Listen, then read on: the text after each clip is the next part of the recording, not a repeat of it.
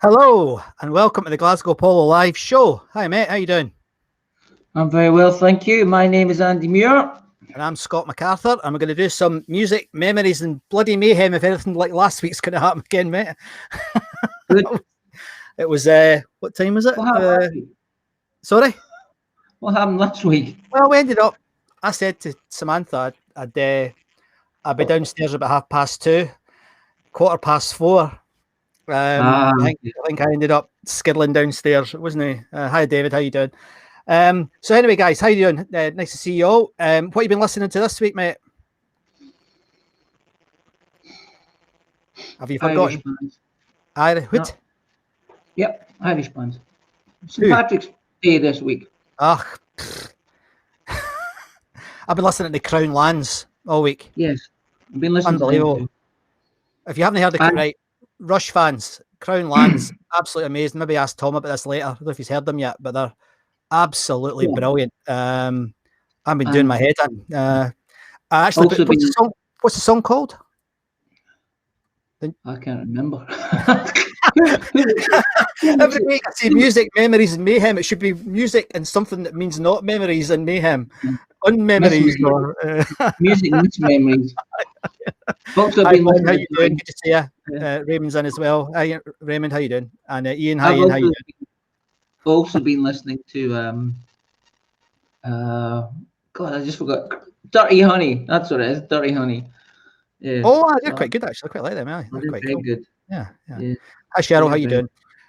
Just a reminder for everybody in the Facebook group: if you want your name to appear on the screen, there's a little fix you've got to do. Here, I'll just stick it on the screen for you. It's actually at the top of the Facebook group, and if you hit that, put your name in. It's 3 clicks, and your name will appear in the chat. So if you've got a question for Tom Russell later on, you can have your name in the chat, guys. So that would be great. That'd be great if you could do that. So we've got quite big news this week, mate, haven't we? We have. What happened on the social? Let me just see if I can find this thing. It's around here somewhere. So when you've got a question for Tom. Oh, that's a bit weird. What are you doing there? Right, here we go. That was my fault, sorry.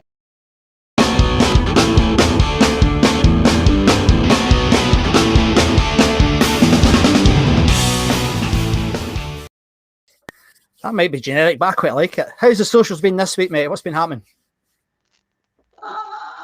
What about the show is this? Oh, yes. I remember. Professional, sorry. Right. Explain to everybody where this guy lives in Sydney. He's still in his bed. Come on, wake up. Okay, well, what happened this week was we got to over 9,000 members of our little group here. Unbelievable. Which was it's quite remarkable. Alan McKinley, if you're there, Alan, welcome to the group. You were member 9,000. Yes. Absolutely unbelievable. How many active folk do we have this week? Oh, 6,483 active members. Unbelievable. Yep. And yeah, it's good. It's really good. And it was quite it felt very odd. Not odd. It felt good to have all those people come and share their memories, or come and have a look at other people's memories and then share theirs. Yeah. There's still been these new member. We need to have a name for it, don't we? We get these new members come in and they go, "Wow, it was amazing," and they'll go, "I was at this gig." It's brilliant. It's good. I love it. I think it's the best thing. I think it's the best thing. Sometimes I go, "Oh, you were at that gig and that gig? What?" Yeah. And then they'll explain, "Oh, my girlfriend took me." It's always like, so it's either my girlfriend at the time or my wife now. Yeah. It's like there was it was like the gig was the deal breaker. There was one of the guys, Graham Anderson, said it was like life in 30 meters. You could go to a gig, have fish and chips, and then get married next door. I thought that was quite good. How would you get married? I've no idea. That's what he said. But umpteen folk then said, but Mr. Chips, the fish and chips were pish. So I don't remember ever having them out of there. No, I don't think I ever had them out of there. But yeah, I could imagine. I think every time I walked past it was too busy. Aye. There's no point in waiting there to get a face full of vinegar. Yeah. They must have made a fortune. They must have made a fortune. Yeah. Did you hear that about someone? I think someone before said there was a little back way from the Apollo into Mr. Chips. Aye, I heard that. There's been I mean, this is like the Loch Ness Monster, this. I mean, it's like there's like all these tunnels under the Apollo going to all these different places. There's probably was a direct beer pipe from the Burns House into the Apollo so the bouncers could get a drink. That'll be the next. We should just start rumours. That's what we should do. Just so anyway, let's have a quick look at the chat, mate, before we get Tom on. Okay. What's happening here? A wee milestone. Yeah, thank you. I mean, James, it's magic. We do you know, 17 years, believe it or not now, nearly 18 years since we started the website, which is quite ridiculous. And I know, Tom, you're watching here. You can imagine, I could never imagine that was 18 years ago that we started that. But the thing that's been extra good about it is that because of this carry on with the virus, the activity on the site has just been enormous, and it's terrific. We just love it, and we're getting quite a few folk now on YouTube. We've got a population on Twitch now, Andy. I haven't told you this. There's half a dozen regulars on Twitch, which is a kids channel, so it's mainly for gamers. So I think that might be young James here that's been encouraging them right enough. But so it's so got Barry. Hi, how you doing? From the east, the far east of Edinburgh, mate. Thanks for coming on. And is that Mr. Chips before the TV show? Oh, Tom, you're gonna love this guy. He asks 100 questions every night. I remember. Do you remember Chips? Yes. Do you remember it? I remember it. Yes. Yeah. I have some news also regarding that book. We want you in. Oh, right. Okay. Well, we'll talk about that on the Zoom call later. I think probably not got time to. And here's a Facebook user. There's the where is it? There you go. There we go. The Chips were pish. Yeah, I've heard that for quite a lot of folk. Anyway, I think we should move on, mate.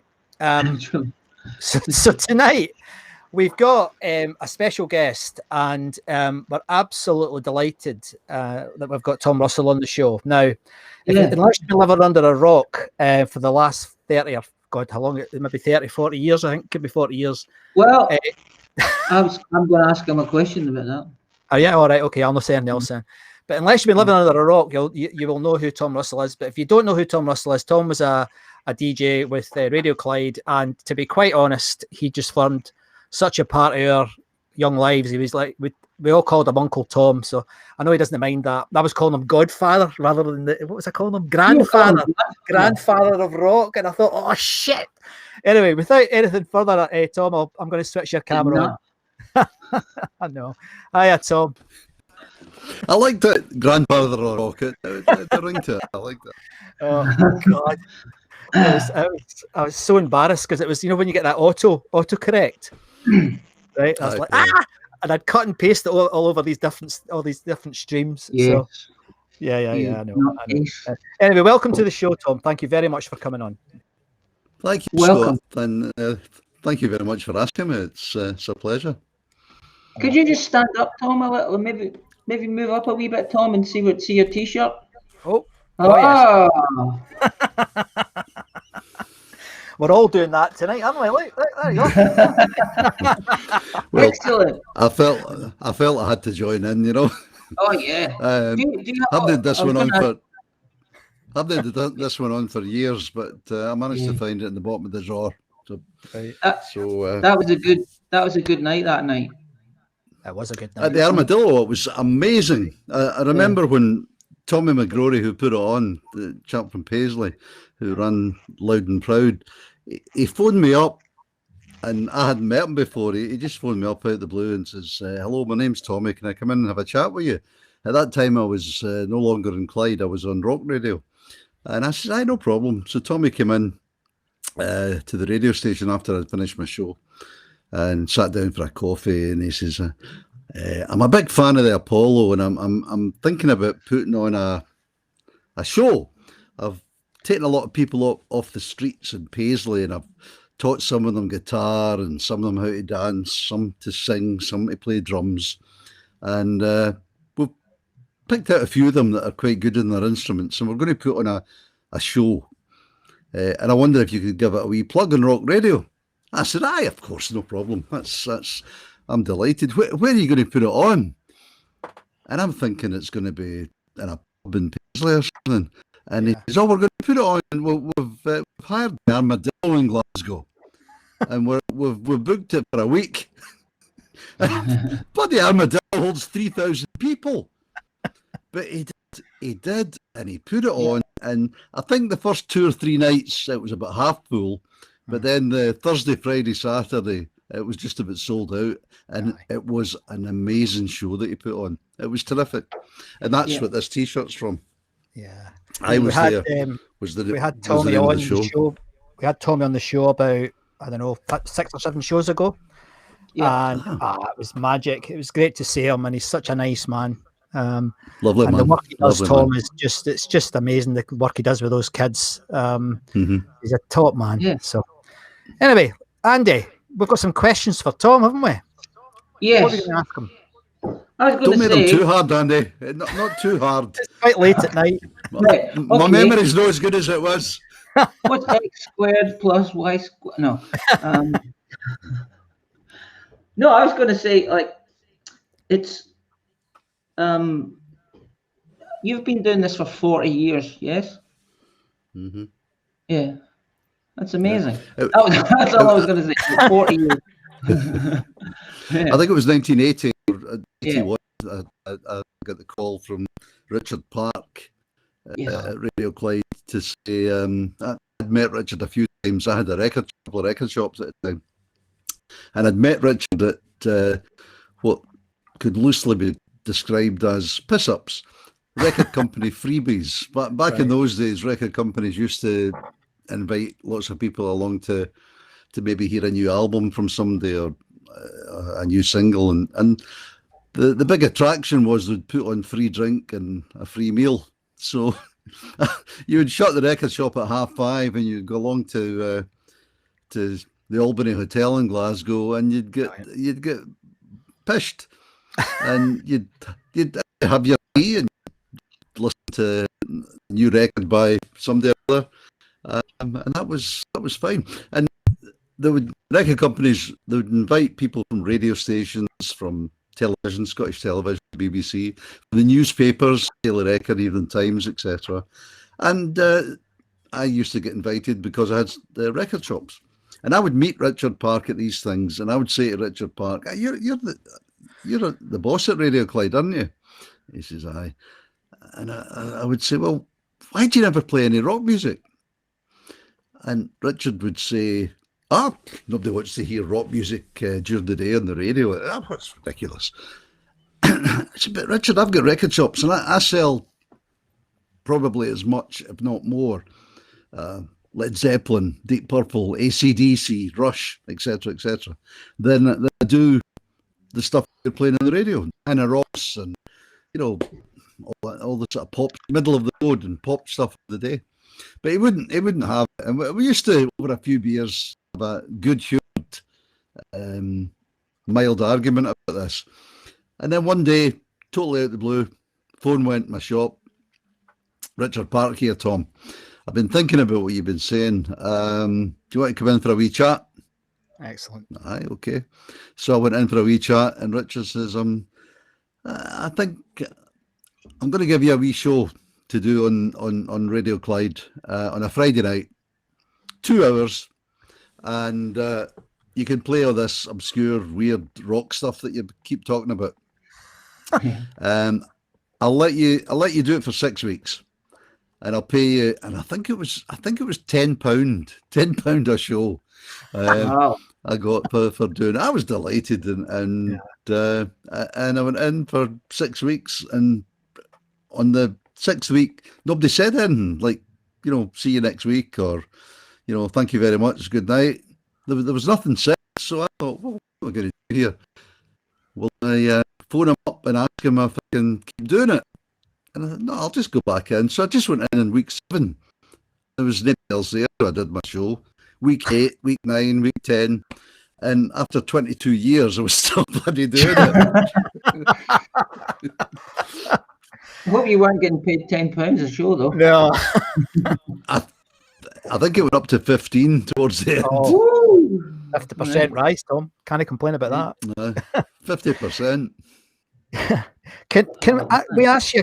We've got this thing that we do every week, Tom, and some of the guys who tune in, we have an after show Zoom party where we all have a drink and a chat, and there's a lot of the guys saying this is really important because some of us are not getting any younger. And what we've started to do is we've started to get folk to record, video of their big memory at the Glasgow Apollo. Would you mind doing that for us if we just play a wee stinger before it, because I'll give you a minute to think about it as well. But what's your biggest memory of being at the Apollo? And we can just have a chat about it, and I'll play this little stinger, mate, and then we'll have a chat about it.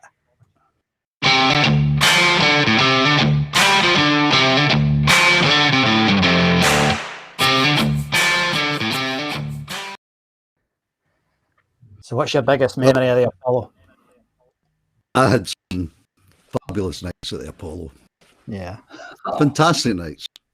And when you threw this one at me, your biggest memory, it's like saying what's your favourite band or what's your favourite album. It's so difficult to just pick one. So I'm going to cheat and try and slip two in. Can I get away with that? Absolutely. Just because it's you. All right. The first one, I have no idea what year it would be. Absolutely no idea. But Elton John was at his peak. It was around about the time of Yellow Brick Road and the Captain Fantastic album. And Elton John announced a tour, UK tour, and he was playing the Apollo. And I tried to get a ticket. There was no freebies from the record companies. You had to buy a ticket. And I tried to get a ticket or a pair of tickets, and it was sold out. And then after a couple of days, it came up in the news that Elton John had added a second performance on the same night. And the tickets were going on sale the next day. So I managed to get one ticket for the second performance. I went along, and I think it was about 11 o'clock at night the show started. And he was on till about 1 in the morning, half 1 in the morning. And it was fantastic. It was an absolutely brilliant show that he put on. Right. And then many, many years later, I think it would be probably in the late 90s or maybe the early noughties, I had the pleasure of interviewing Elton John down in London in a posh hotel. And he was lovely to talk to, actually. He was a smashing guy to chat with. And I said to him halfway through the interview, I said, Elton, can I cast your memory back to Yellow Brick Road and Captain Fantastic? I thought they were two superb albums. Can I ask you two questions about it? Well, one, the fact that you did two shows in the one night at the Apollo, and you played for 2 hours each show. Was incredible where you got the energy from. And he looked at me and he said, I can't remember that. And then he thought, wait a minute. Yes, I do remember that. I fell out with my manager about that. And, he made me do 2 shows in the one night. It was ridiculous. But I do remember it. I remember coming off stage, just putting on a dressing gown, and they rushed me out the side door, and there was a car sitting there waiting. I got into the back seat of the car, and it took me down to the Albany Hotel where I was staying. I was rushed into the lift, up to my room, and straight into a hot bath. I lay in that hot bath for 15 minutes, got out, had a wee bite to eat, lay in the bed for 15 or 20 minutes, trying to relax. He never mentioned anything about drink or drugs, but I would suspect at that time that they were partook of. And he says, then I got changed, a new outfit on, back downstairs, back into the car, back up to the Apollo, up the side lane, in the stage door, and 20 minutes later I was back on stage again and did the show, the same 2-hour show all over again. And that was a memory. And another, the other slightly interesting, but perhaps for your listeners, was when I said to him, "Can you tell me a little bit more about the actual writing and of Yellow Brick Road and Captain Fantastic? There's some amazing tunes on it." I looked at me and he almost had a tear in his eye, and he says, "Tom, I'm really sorry, I can't answer that question." And I said, "What do you mean you can't answer it? It's some of your best ever work, wonderful, wonderful songs that you've got in these two albums." And he says, "I remember absolutely nothing about that whole period in my life. It was drink, it was drugs, it was just any pills, anything that was going. It's a miracle I lived through it. But one of my big regrets is that I remember absolutely nothing about that period." And that was sad. Oh, My second story, as I said, the two came in my head at the one time, and I thought I could maybe get away with telling both of them. definitely. Again, I can't remember the year. It was certainly mid-80s. And ZZ Top were playing at the Apollo. It was round about the time when the Eliminator album had come out, and that was full of all the hits, Give Me All Your Lovin' and Sharp Dressed Man. That reminds me, Crowlands, Lead Foot and Spit It Out. That's the two songs I've been playing on the radio on my new show. Yeah.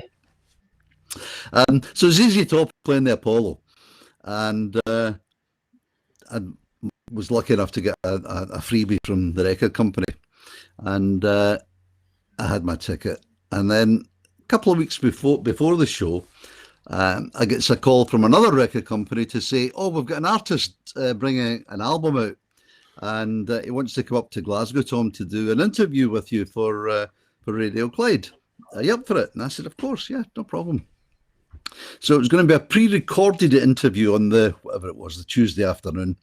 Yeah.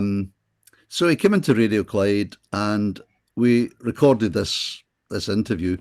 And it was it was a pleasure to do this interview, because the guy in question, he'd been a big star for many, many years, but his management were very, very protective, and he didn't really do interviews. But his band had now split up. Well, the drummer had died, so they called it a day. And he was now solo. You probably know who I'm talking about now. Yeah. He'd gone solo, and here he was, wanted to go up to Glasgow to do an interview. So we recorded the interview in the afternoon. We got finished maybe 4:30, 5 o'clock. He was a nice guy. We were getting on fine. He said, "What are you doing tonight?" And I said, "Oh, I'm actually going to a gig. I'm going to the Apollo to see a band." And he said, "Oh, I was going to ask you if you fancy joining me for dinner and maybe a couple of pints." And I said, "Oh, I'd love to, but ZZ Top, I really wanted to see them at the Apollo." So he says, "Well, could I maybe come?"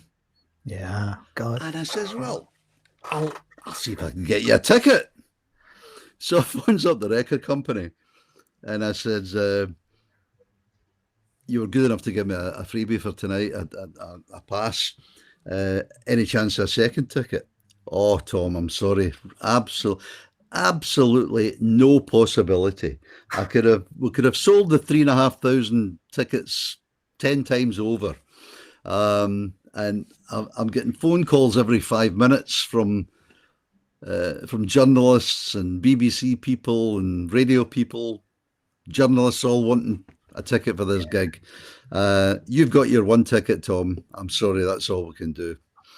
So I said, "Oh, well, okay, I understand, no problem." And I was just about to put the phone up, hang the phone up, and the guy says, "By the way, Tom, who was it for? Was it for your wife or who was it for?" I says, "No, it was actually for Robert Plant, who I've got sitting beside me here." So the guy at Warner Brothers said, Graham, I think his name was, he says, "Robert Plant, the Robert Plant from Led Zeppelin." I says, "Hi." "Oh, hang on a second, Tom, and I'll see what I can do. I'll phone you back in 5 minutes." Right enough, 5 minutes later, "We've got another pass for you, Tom." So Robert was delighted. He was over the moon. Yeah. So again, he was staying at the Albany. So I picked him up at 6:30 or whatever it was, at the Albany, and we went up and we went into the Lauders Bar, right across the road from the Apollo, Across the road, next to the Pavilion Theatre. We didn't go into the lounge bar. We went into the wee, the public bar, which was on the right hand side. It was nearer the Pavilion. We went in there, and of course, it was absolutely heaving, packed with rock fans who were going to ZZ Top. So we walked in, and nobody knew me. I was just a voice in the radio, so nobody knew me. But Robert Plant, folk were looking and going, "No, it can't be. Robert Plant's just walked into Lauders Bar. Oh, no, it can't be." So I goes up to the bar and buys a couple of pints, and Robert and me are standing, and one or two guys plucked up the courage to come up and say, "Excuse me, are you Robert Plant?" And the man was fine. He's that's me. I'm Robert Plant. And I always remember one wee guy with a wee moustache, and he says, "You could buy me a pint, Robert Plant, because I've bought every album that you've ever recorded. You owe me." So we crosses the road at 8:00. We goes in, and we've got 2 seats, and the 2 seats are right in the front of the circle. Quite often when it was a freebie, you managed that you were in that little, what did they call it, at the side of the circle. Oh, aye. Boxes. Boxes, mate. Aye, in one of the boxes, it was like a private box. But this time, me and Robert sitting side by side, front of the circle. And it was just amazing. I'm sitting thinking, bloody hell, this is not a bad job I've got. I get sitting beside Robert Plant watching ZZ Top. Yeah. The show was fantastic. Now, my memory's a wee bit hazy about this. I'm sure some of the listeners will correct me if I'm wrong. But the show was absolutely terrific. A couple of hours I played. And at the end of the show, the place was going mental for an encore. The band went off the stage and the place was going absolutely mental. And you remember, obviously, that the stage at the Apollo was very high. But then the lighting rig was miles away. It was a really high stage. And as 3,500 people shouting for this encore, a wee guy up in the lighting rig lost his grip, or lost his footing, and he slipped and fell. And 3,500 people went from cheering for an encore to, bloody hell, if that guy falls, he's going to get killed. And he's swinging for this lighting rig for about 20, 30 seconds, and finally lets go, and bang, falls down, splatter onto the stage of the Apollo. And everybody just, bloody, he must be dead, because the height that he fell there. And then from the side of the stage, out comes 2 wee guys in white doctor's coats carrying a stretcher. And they put the stretcher down, and they lift the dummy onto the stretcher and take the dummy and the stretcher back off stage. It was actually Billy Gibbons and Dusty Hill from dressed as doctors. Yeah. So they take the stretcher off and come back on and play the encore. That is a huge memory of mine from the ZZ Top gig. Yeah. That was a moment that I was there as well, Tom. Never forget it. The whole gig was just unbelievable. Oh, you were there as well, yeah. Was that the gig where the crowd spotted Robert Plant and started shouting his name? I thought, yes. I think it was. Yes. Have I got it right? The two, Dusty and Billy came on with the stretcher, didn't they? I can't remember that, but I remember the guy falling off. I remember the guy falling as well. But hey, the hive mind will tell us, Tom. These guys, this audience is amazing. They know everything about the Apollo. They'll probably tell us the names of the company that supplied the jackets that they were wearing. It's that level of detail. What colour? What colour underpants did Robert Plant have on, though? I don't think he wore any, mate. We've had moments. we've had moments on here when they've been arguing about electricians, mate. I mean, it is unbelievable. The guys love the place and they remember everything about it. It's quite remarkable. So I've got a couple of questions here that the guys have sent in. Do you mind if I ask you a couple of questions, just off the stuff that folk have sent in? There's one guy who was quite funny. When we put it up, Tom, one guy, Robert Johnson, said, we just said, has anyone got any questions for Tom? And Robert Johnson said, I know the answer to all my questions. Full stop. I don't know what mood he was in. Right, Tommy Weir, Tommy's in. I can see Tommy's here. That's Tommy's nickname is Bon Scott, Tom. So you'll see him coming up in the chat. There's a few questions from Tommy here. He said, who were your musical heroes? And who were your favourites? The bands that got you into rock music, I guess. I find that so hard to. That's one that I get asked an awful lot, and it's just so hard. It really is hard to answer that. The first record I bought, and this will really show my age, certainly wasn't rock, but it was in the early '60s, and it was a single by the Shadows. Oh my goodness! But it was the guitar playing. I think that was the attraction. I don't know what age I would be, 12, 13, something like that. And it was the guitar sound, and that was the first thing that got me into what went on to become rock. Yes. I then started hearing stuff like on the radio. You'd hear the Kinks, some of the early Kinks stuff. Was very much rock. I had a guy that was working beside. He was a big blues fan, and he was really into like obscure blues stuff, like Sonny Terry and Brownie McGee and stuff like that.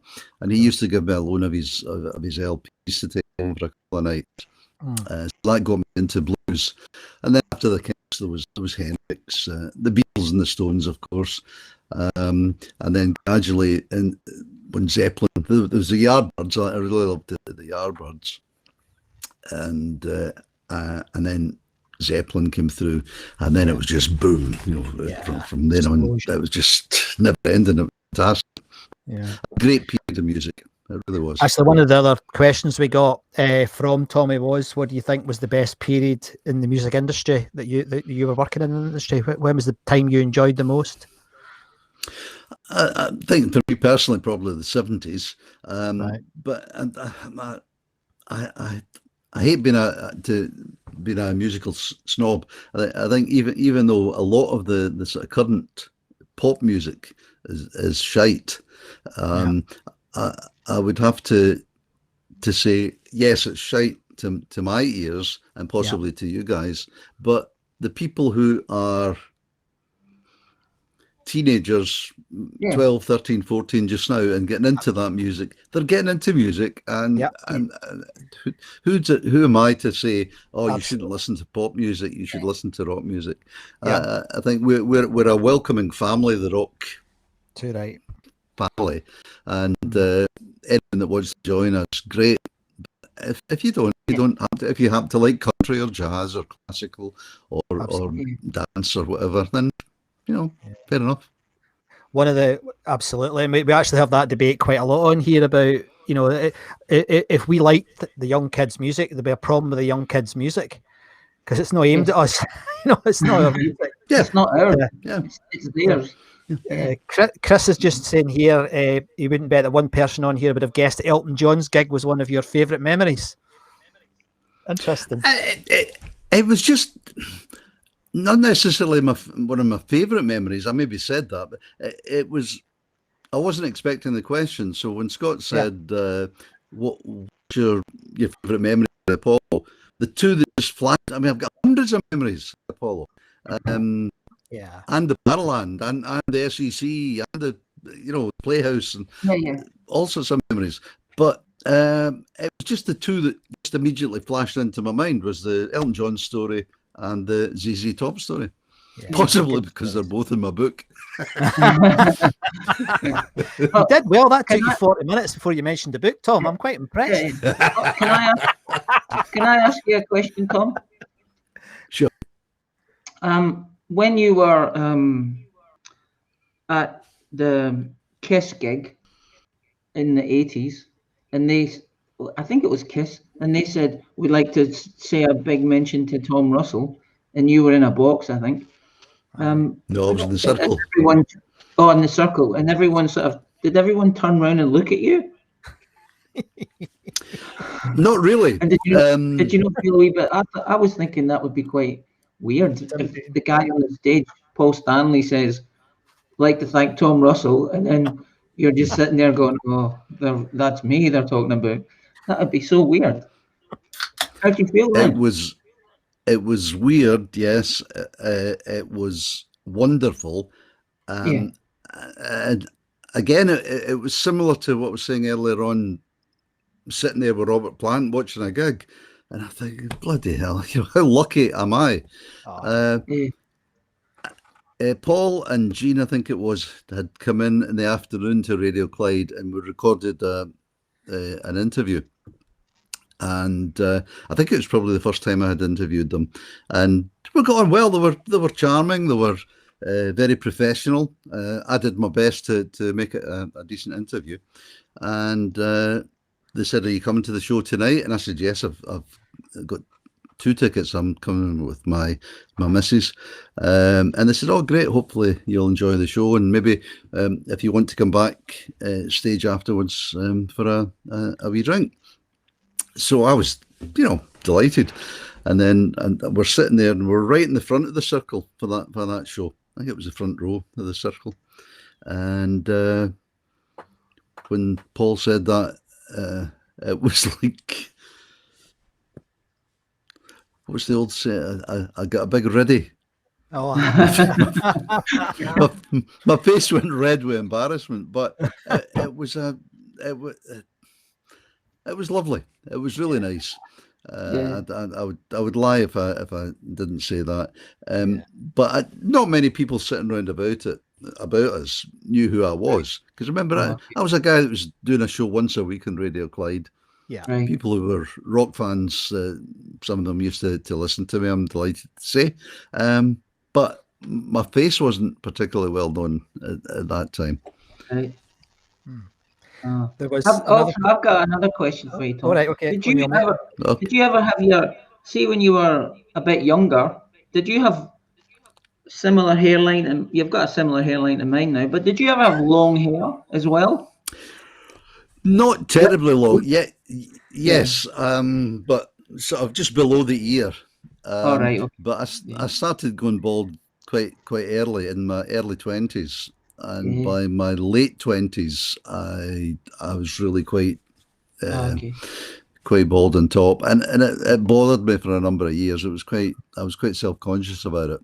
Don't give a toss about it now, but at that time I was. It's just because one time when I was outside the Apollo after a gig, I saw this guy with a hair like ours now, but he had really long hair, and I could only see the back of him. And this guy, one of my mates, said, "That's Tom Russell. Look, it's the bald head." And I was like, "Tom Russell? I don't understand why." Because you were walking out, and I didn't see your face, and I was going, "Is that what his hair's like? Is that Tom Russell's hair?" I can't believe that. I thought you'd have long hair, like long hair on the top. Yeah. I just remember. No, it was just maybe short at the back, maybe collar length. It was never. There was never enough of it really to grow it long. I remember the first time I saw you, Tom. It was at the Kelvin Grove Festival. You were comparing. I'm sure you remember it. Mm-hmm. And you walked out, and there was a lot of us had never seen you, because back in those days, of course, people forget that you didn't really see people, did you? Unless they were on telly or newspapers, you wouldn't know what people looked like. So it was like, "Oh, there's Tom." Yeah, who was that? Andy? That was Glasgow that year, wasn't it? I think it was Glasgow. Yeah, it was good. Yeah. So, another. I've got a hello for you actually, Kevin Scott. Oh yes, Kevin, hi Kevin. A long-term friend. And what he says, quite sweet. He said, "Tom might not know this, but Tom has been an inspiration, even if he doesn't know it." Oh, that's lovely. Isn't that nice? Thanks, Kevin. That's lovely. The way I view it, Scott, is see back in the 60s. Yeah. You used to and probably in the 70s as well, you used to get a little box of singles. So you'd buy your singles because you couldn't afford an album. You'd have a few singles. And when you're 14, 15, something like that, you would go along to a mate's house and you would take your little box of singles. And he would have a wee record player. And you'd want to impress him with the singles that you had. And he wanted to impress you with the singles that he had. But basically, you were just, you were, what's the... Showing off. No, that's no. I forgot what the question was. You go around to your mate's house with the singles. Inspiration. He was saying about, being an inspiration. Yeah. I've always viewed it as just like that back in the 60s when I was taking my wee box of singles and going around to a mate's house. That I'd be excited that, wow, I've heard this brand new band. Yep. And like you were saying earlier about Crownlands, Scott, you're excited. You found a new band and you want to share it with people. Yeah. Mm-hmm. So I was very lucky and very fortunate in the 80s and 90s, and indeed even now on the Max, the new radio station I'm on. I just feel I'm very fortunate that I can, rather than my wee box of singles and sharing with 2 or 3 people in a bedroom, I've got the opportunity to share these. And I'll say, right, there's a song from the first Led Zeppelin album. Maybe you've not heard it before if you're younger, or maybe you haven't heard it for years. And then I would say, here's another song I'm going to play for you. This is a brand new band that I've just come across their very first single, and give it a wee listen, see what you think. Yeah. I mean, we frequently talk about how you introduced us to Bon Jovi and various other bands, we'd never heard of, and certainly didn't know what they looked like. When I first heard about Aerosmith from you, actually, and Cry of Love. There's a band Andy and I love. You remember Cry of Love back in the day? Oh yeah, I do. Oh, what was that song called? Peace what was Pipe? the single? Peace Pipe. That's it. Yeah, absolutely. I was just singing it yesterday. Excellent, absolutely fantastic. Yeah. And I'll dig that out and play it. I've got a question for you, Tom. Another question. Sorry. See, when I wrote it down. See, when you not lost your show, but when was it Matt? Real Radio cut your show, and then there was a sort of campaign for you to bring back your show. How did that sort of support feel from the public? How did you feel about that? I was humbled. I'd had 20 odd years on Radio Clyde doing the Friday Rock Show, and then one day the new head of music came in and decided I can still hear his words.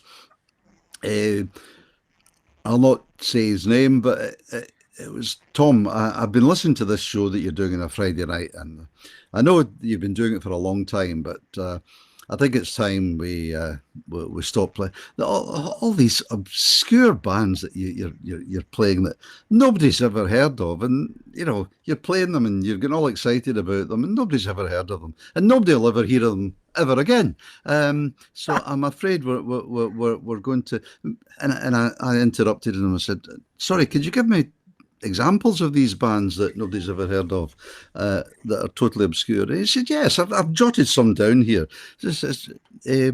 Guns and Roses.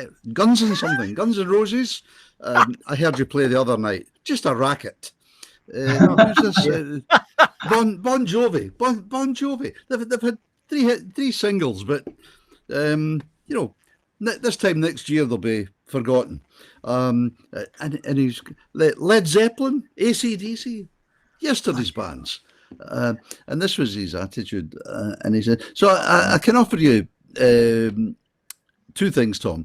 I can either give you a show, move you to a Sunday evening, and Totally different type of show, and each week you will have to submit your playlist for me to okay. Oh, and I don't want any of this, what's something maiden? I don't want any of that. It's just a noise, just a noise. I don't want you playing any of that. I want Steely Dan. I want the Doobie Brothers. I want the Eagles. I want Bob Dylan and Joni Mitchell and stuff like that. Oh. So I argued for half an hour, but was getting nowhere. It was just, typical a suit. Yeah. And I thought, right, my record shops by this time were, the days of small record shops had already, the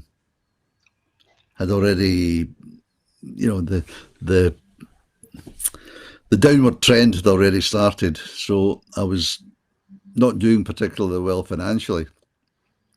And my 15 or 20 quid a week doing my show was going to be missed, and I think, Christ, I'm going to struggle to pay my mortgage now. So, to my eternal shame, I said, okay, I'll just do that. It was either that or walk out the door. Right. So I did it for I think maybe a year, and didn't enjoy it, but it kept the wolf away from the door. And then the phone went out the blue, and it was a guy called Jay Crawford. He worked at Real Radio, was the boss at Real Radio, and he phoned me up and basically said, we're launching a new radio station in Glasgow. It's going to be called 96.3 Rock Radio. Would like you to come on board and be on 5-6 days a week. Wow. And I said, well, what we're going to be playing? And he said, all the stuff that you've been playing for the past 20 odd years on Radio Clyde. Everything from AC/DC to The Who to Iron Maiden, Guns N' Roses, blah, blah, blah. So I said, to my eternal shame, I didn't say how much. I just said, yes, please. When do I start? Brilliant. So I was with Rock Radio for whatever it was, 7, 8, 9 years. And then it was a pity. The Guardian newspaper, who owned Rock and Real and Smooth, they had plans for having a rock radio in all the big cities: Glasgow, Manchester, Newcastle, Birmingham, London, etc. But in 2008, you'll remember the big financial crash. Yes. And all the plans were shelved, and then the usual, a new boss came in, and new bosses didn't agree with that idea. They thought, so they changed it to Real Access, and that was, it was the steady downward spiral. And then they were going to change it they were going to close it down. So some of the local people in the Glasgow area put a little campaign up, and as I say, I was humbled, I was honoured. It didn't make any difference. It still closed the bloody station down, but it was nice, and I've got a T-shirt there they gave me. Save Tom's show, I think it says on it, which was great. The good news. The great news is that I'm now on this new radio station, which, if you'll allow me a shameless plug, of course, plug away. It's called the Max, MAX, based in Glasgow. You can get it on DAB in Glasgow, but it's also online. But the other way people are listening to the radio now, very much so, is on the smartphones via the TuneIn app, and also on Alexa. So you can get us all over the world, I think, on online. But you can get us all over the UK on Alexa and just say play Max Scotland. And online it's www.maxradio.co.uk. And I'm on every Friday, Saturday and Sunday night. Tonight's show, because of you guys, I recorded tonight's show. which was a wee bit of pleasure for her indoors, because I had my tea and didn't dash off to do my show. Oh, that's good. So, Well, but I think Do you want I was going to say, like, your book, which I thoroughly enjoyed. I mean, I got it personally signed by you, Tom. Brilliant. Yeah, it was a great book. I loved it. It was really good. And where I'm gonna cue you for a plug here. Where do you get that book, Tom? It's available in all good bookstores still. If the bookshop doesn't have it, they can order it from the wholesale. It's also available through Amazon. It's also on Kindle. Oh, and or you can order it direct from the publisher. You go to I think it's tomrussellrocks.com. And you can just order it direct from the publisher. If you want it autographed, you just put a wee note in, and they get me to autograph them and send them out. And remarkably, it's still selling.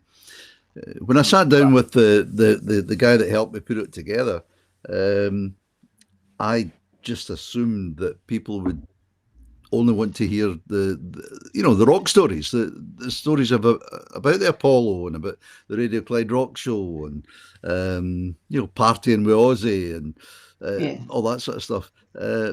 But Paul said, no, let's go straight back to the beginning. It would be nice to hear the stuff about you that other people that we don't know.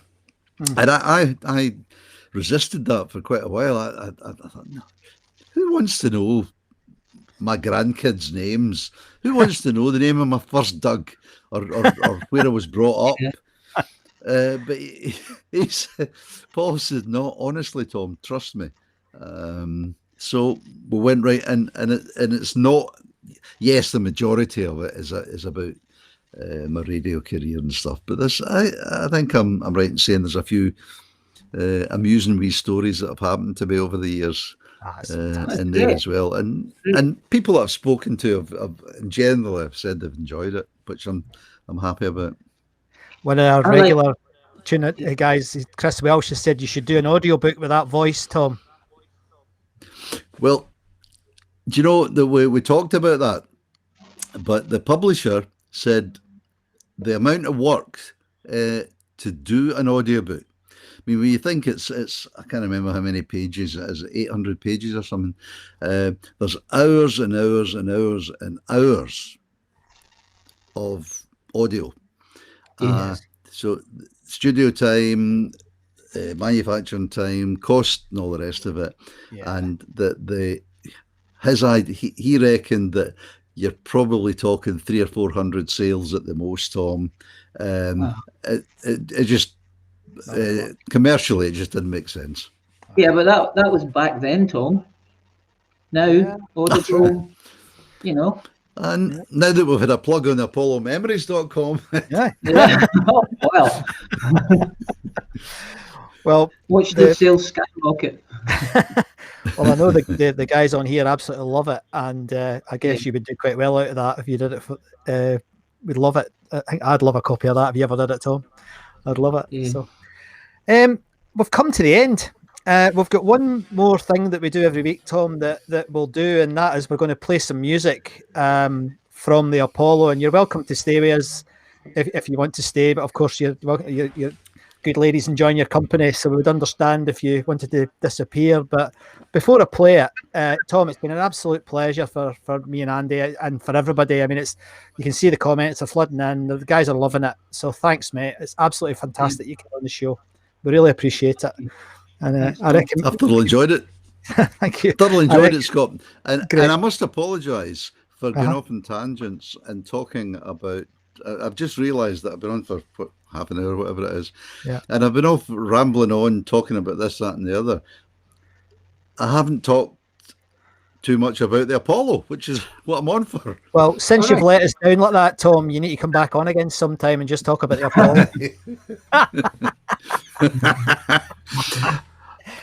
Never miss a trick. I set myself up. I set myself up for that one, Scott, didn't I? You did, mate. You did. You well did. You very did. Very much did. So, folks, I'm sure you enjoyed that, and please stick your comments in the Facebook group, and I'm sure. Well, I know Tom looks at it, so you can get some more feedback. But I don't know what they're going to say, Tom. Absolutely fantastic. So, what we do at this point now is we normally play a piece of music, and we regularly give this guy a plug because he's an absolute superstar. Jack McCafferty and his mates have been running Rescued Recordings now for quite a long time. I think I saw, was it 8 years, Andy? Did you see that in the... I think it was 8 years. Jack, if you're there, mate, let us know. But Jack's recordings are a fantastic source for everybody that went to the Apollo. And we're not going to do who played this week because we had the wonderful Tom on. But what we are going to do is we're going to play one of the bands that played this week. And one of the bands that, well, I think it goes without saying, they're one of the greatest rock and roll bands of all time. And this is Thin Lizzy from the Glasgow Apollo. Oh, Scott, can I just interrupt just for a second? Just in case I forget. By an amazing coincidence, someone got in touch with me just the other day through, I think, Facebook or Twitter or something, to say that his father had passed away and had left him a cassette of some demos of a particular band. Right. And he was just going to throw it out, and then he thought maybe I could get it digitized and do something with it. Mm-hmm. And I should have just said, no, I'm sorry, I've got enough on my plate. But I said, aye, fine. Gave him my address, and he posted it to me, and it arrived. And it's a cassette of Chow Parrot.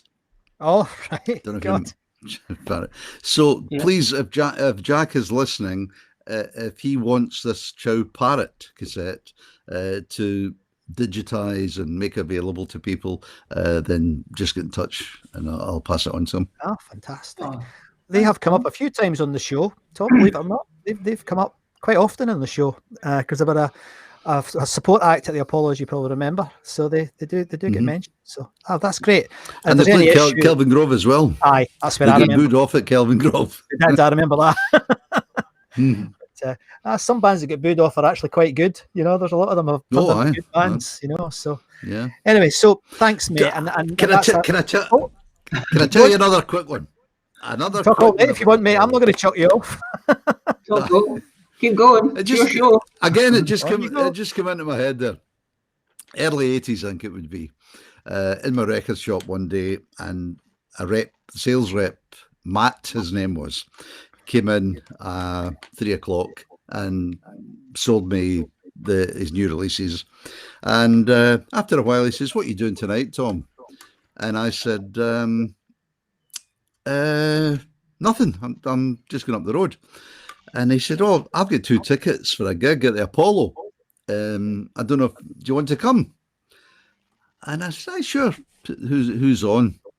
He says, "Well, it's Lindisfarne, and the support act." Well, I'll tell you who the support act was in a second. And I said, "Oh, Lindisfarne. When I lived in Newcastle, I went to see them 2 or 3 times. I'd love to see them again play at the Apollo." So Matt and I, the shop shut at 5:30, and then we went.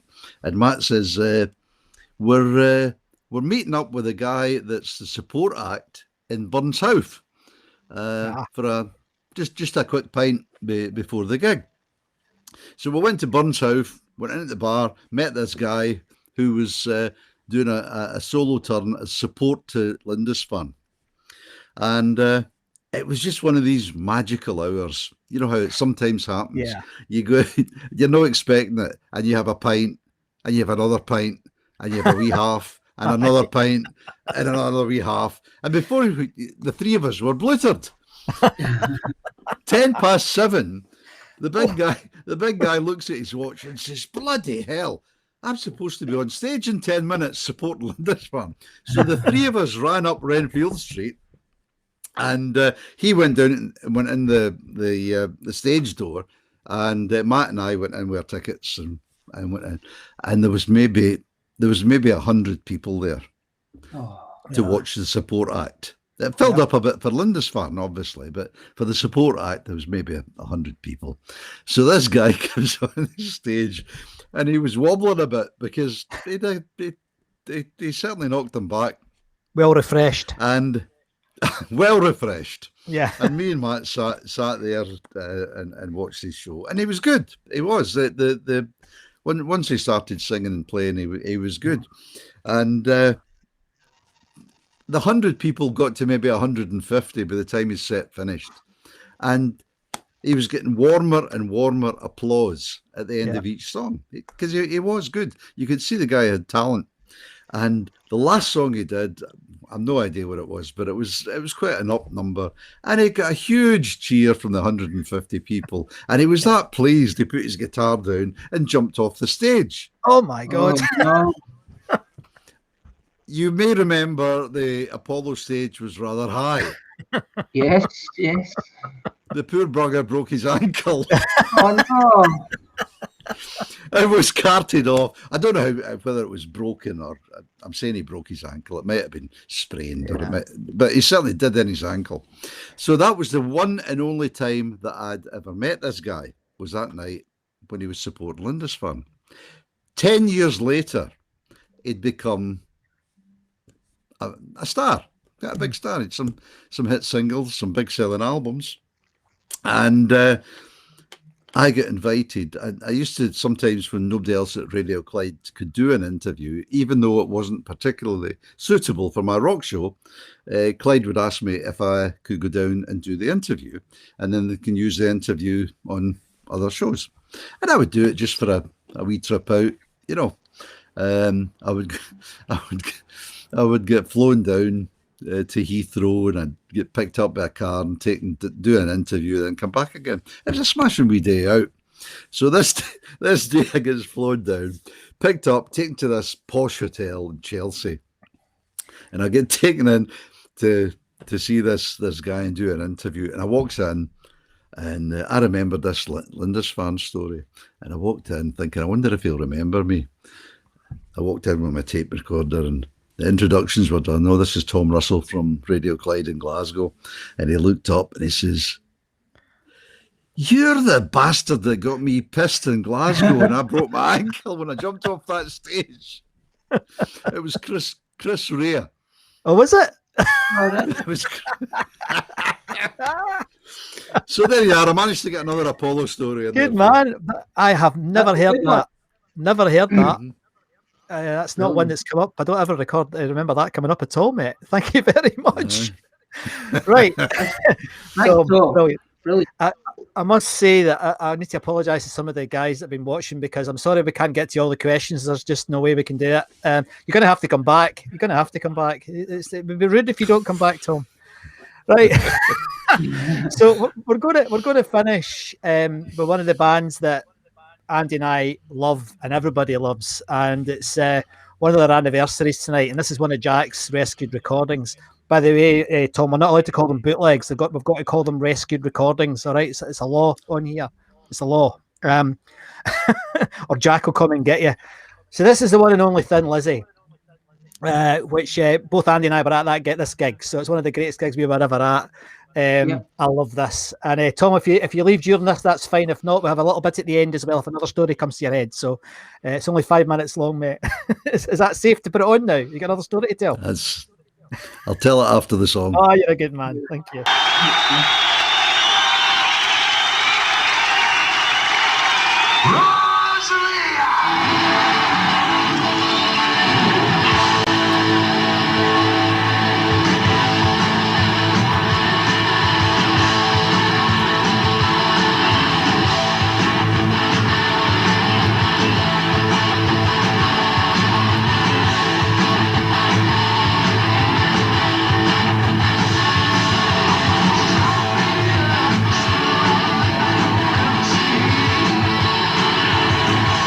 See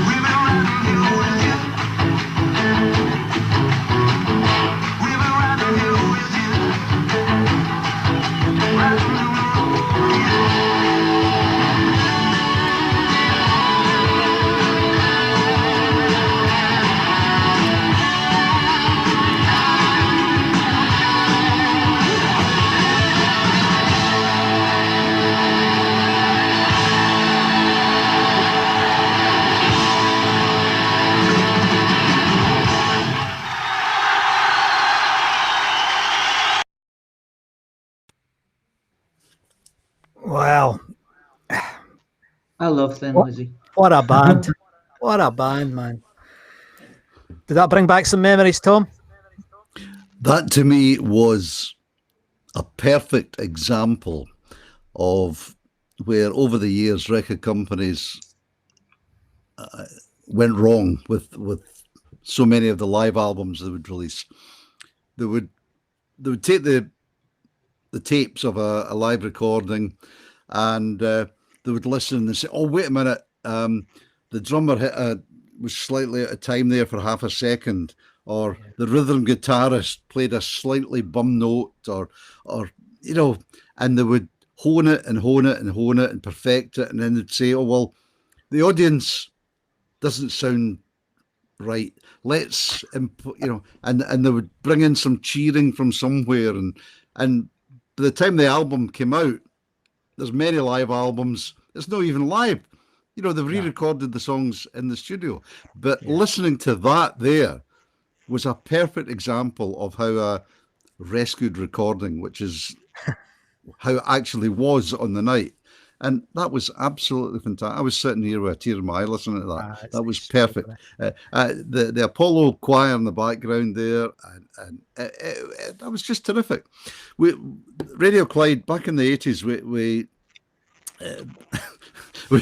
they were making so much money. They bought a mobile recording studio off the Rolling Stones.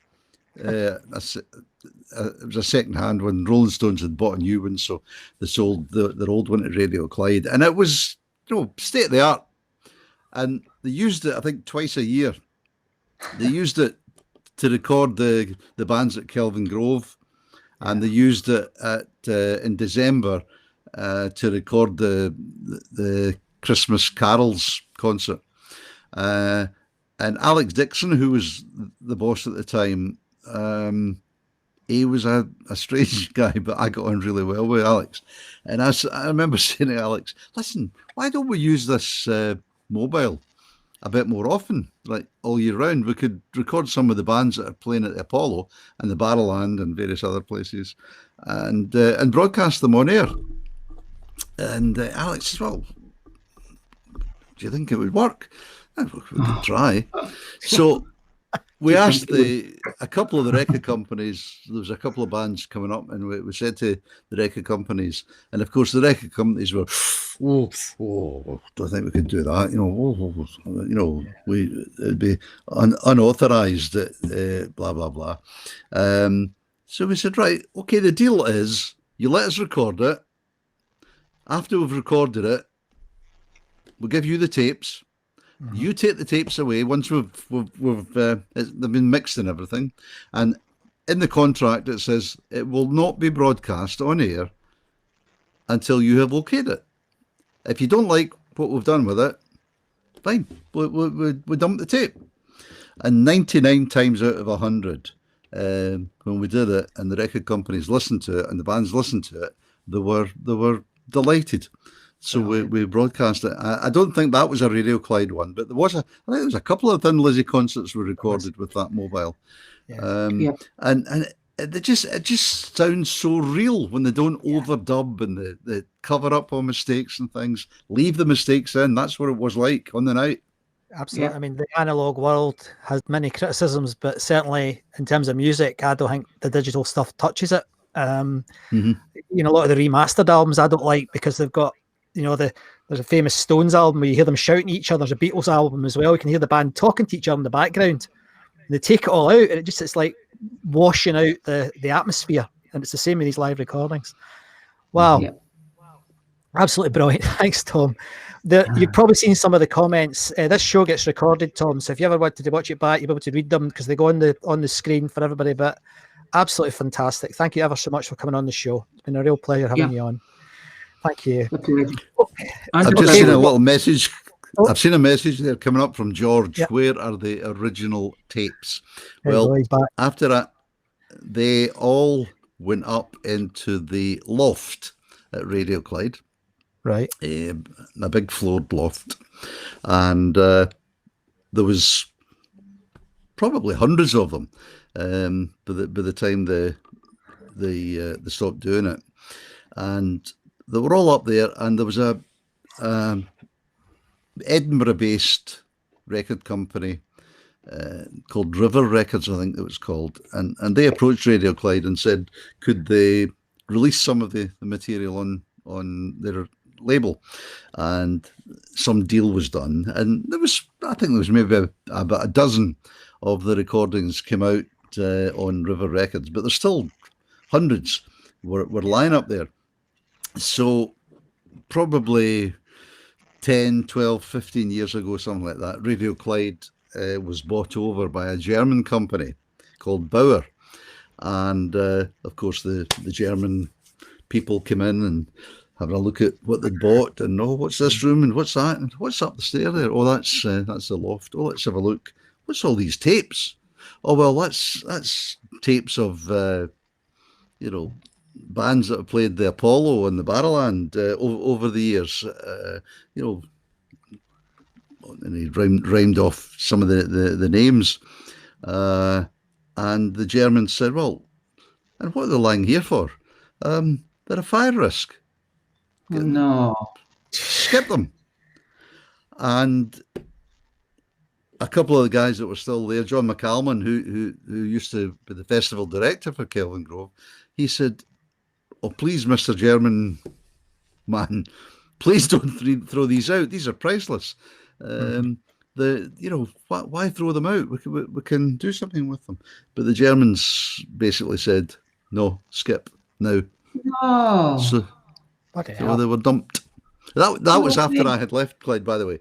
It was maybe 12, 15 years ago. Jesus. Isn't it sad?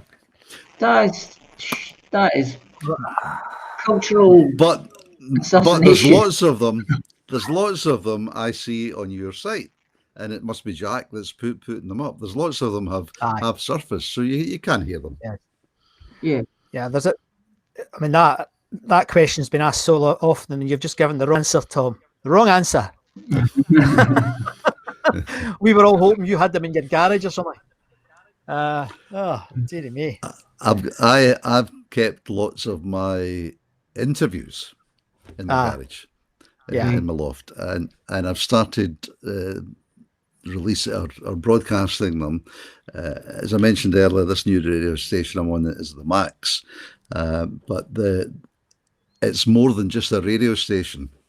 They built a web platform, and there's videos, and there's videos of sessions and videos of interviews and all sorts of things at maxradio.co.uk, or the main platform is myplayer.uk. And some of the stuff on there already is quite fantastic. But I'm starting to now and again bring in, for example, when Eddie Van Halen died, I thought, I've got an interview somewhere with Eddie. So I found it on Reel to Reel, and I took it in, and we managed to get it onto a computer, and we broadcast the Eddie Van Halen interview. I also found a 1980s interview with Neil Peart from Rush that I recorded at Ingleson. I was there. Put that out. So, dreadful venue. Dreadful venue. A terrible place, wasn't it? The only good thing about it was you could get parked. That's the only time I ever fainted at a gig, Tom. I ended up getting pulled out the front because there was so much movement in the crowd that we all got crushed, and I was in an oxygen tent watching Neil Peart. It was quite bizarre. But okay, right. We need to. Right, I'm away to get my supper. You're a star. Everyone else, we're going to have our after show Zoom. Tom, if you wanted to join us, you can join us. I can send you the link if you wanted to hear the rabble that come on afterwards. I'm sure it's a bit late, but if you wanted to, you've been more than welcome. But from everybody on here, Tom, I better go down and see what Hurrendoor's wanting. I imagine that's right. Absolutely brilliant. Thank you ever so much, and we do hope we see you again on here. It'd be great. It'd be great to see you on there. And there's a good summary of what one of the Facebook guys said. Who are you going to shoot with Zach Guns? The Germans. Yes, that German that said the thing to a skip. Yeah. So thanks very much to me and Andy, and from all our viewers. It's very much appreciated, Tom. Cheers. Good night. See you later, mate. Good night. Thank you. Thank you. Well, how do we follow that, folks? I think the answer is we don't. So tonight has been an amazing show, and we're very grateful to Tom. How do you feel about that, mate? That was Tom Russell. That was Tom Russell. Exactly, that was Tom Russell. We used to write to Tom every week. We did it for bloody years, and you know, the man nearly every week he read our letters out. It was like forming a musical bond between people. It was incredible. So I'm very, very good. And I remember one time I wrote to him and I said I was a big Aussie fan. And the next week, what arrives? A beer mat that Tom had got Aussie, you know, to Scott from Ozzy Osbourne. Absolutely. I didn't ask for it. He just sent me it. No, he just sent me it. I've got it framed downstairs, mate. Next time you're here, you can have a look. It's brilliant. So, any last words tonight, mate? Are we going to go and get ready for the Zoom call, I think? No, I'm sort of a bit tired now after listening to Tom. Yeah, I'm not tired. I mean, I'm a bit drained because it's such a, you know, an honour to see the man. Too right, absolutely right. You know, he formed like you and me. He formed part of our musical education. Absolutely. No way would I've been to 2,000 concerts if I hadn't been for Tom Russell. Anyway, that's been a blast. Thanks for tuning in, everybody. Just before we go, thanks for the support on the new shop. Look at these two characters. We've got Jim and we've got Caroline there showing off their new t-shirts. Really appreciate it. That's been amazing as well. How many have we sold? 30 odd. Oh, yep, about 30. Maybe. Brilliant. Thanks, guys. Brilliant. I've got some ideas about customization of these things, maybe, possibly. Caroline suggested that, didn't she? Yeah, it's a good idea. Yeah, good idea. But it'll take a wee bit of time to get my brain around it and see if I can do it. So by 2025, we'll have customizable t-shirts. Hey, come on now. Anyway, good night. Good night, and we'll see you on the after show Zoom. How are we going to follow that show up, mate? How on earth are we going to follow that one up? Oh God. Well.